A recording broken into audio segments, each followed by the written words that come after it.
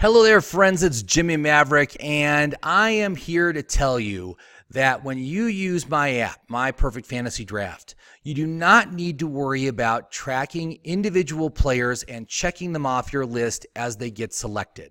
And there's several reasons why, and I've designed the app to help you with this. So the first thing that my app does is it provides a special algorithm for determining the most likely draft position of every player on the board. And when you look at an individual player, there obviously is a range of possibilities as to when they could be drafted.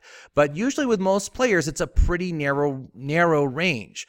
Like if we're looking at player X, and let's just say my app has determined that his expected draft position is 55. In actuality, this player's can be picked anywhere between pick number 53 and maybe pick number 60. So he's in that range. But the algorithm has placed him at 55 because that's the most likely place where he will be available on the draft board. Now I'm going to go to the draft real quick here.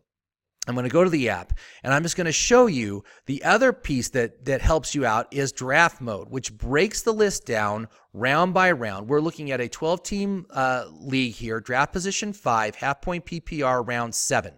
Now, round 7 is pick number 77 in this case. And when we look at what players are represented here, we're looking at all the players between pick number 74 and pick number 93, which is the next pick on the draft is pick 92 for us. So we're seeing all the players between our current pick and our next pick. And essentially what the app is saying is that by the time you get to the 8th round, basically all these players are going to be gone. You don't need to worry about marking off when Cam Newton gets selected and when Russell Wilson gets selected and when AJ Green gets selected and then Vance McDonald gets selected. You don't need to worry about that because what this app is saying in this round is this is the pool of players you need to look at, and you need to find your favorite player in this list. Once you've made your selection, and I always find several options, and the recommendations obviously help as well.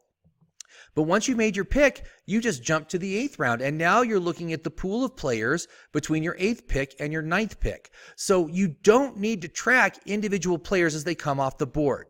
Instead, what I do is I keep a little worksheet next to me, and these are the things that I do keep track of. When I'm in an actual live draft situation, hold on, let me make this screen big again.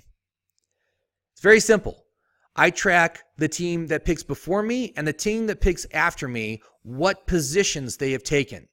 I also track how many quarterbacks and how many tight ends have come off the board. That's it. That's all I track. I'm not tracking individual players. All I'm seeing is how quickly are quarterbacks coming off the board, so I know when I need to start focusing on my guys. And then also by knowing what the team before me and the team after me has taken, that helps me to strategize who I can gamble that will make it to the next round and who probably will not. For instance, like if the team right before me has picked 3 running backs in a row to start the draft, I can be pretty sure that they're not going to go running back in the 4th and 5th round, that they're probably going to go with other positions. So if I am looking at running backs, I'll know that he's not going to be very likely to snipe me. And if it's a short turnaround to my next pick, like let's say I pick 9th and he picks 10th, and so there's only a few picks till the next round, basically I can then make an educated guess as to if I can wait on that player to the next round and get someone else instead. So, but that's it. That's all you need to do. So my app is designed to help you out in a live draft situation in strategizing when you need to take players. And yes, every draft is different. And every draft you'll see a couple of players that'll go way too early and a couple of players that'll be somehow available way later than they should. And that's great, but it's not going to overall impact your overall strategy or the pools of players that you're looking at when you're making these determinations. So thank you very much for watching the video. I hope this answered some of your questions. And like I said, if you're not sure, try this app out on a mock draft and see how it works for you. I think you're going to find that it works very well. And I use it in conjunction. I use the queue feature on the draft board to mark all my favorite players. So that way, if any of them happen to fall to a later round, they'll be highlighted and I won't miss them.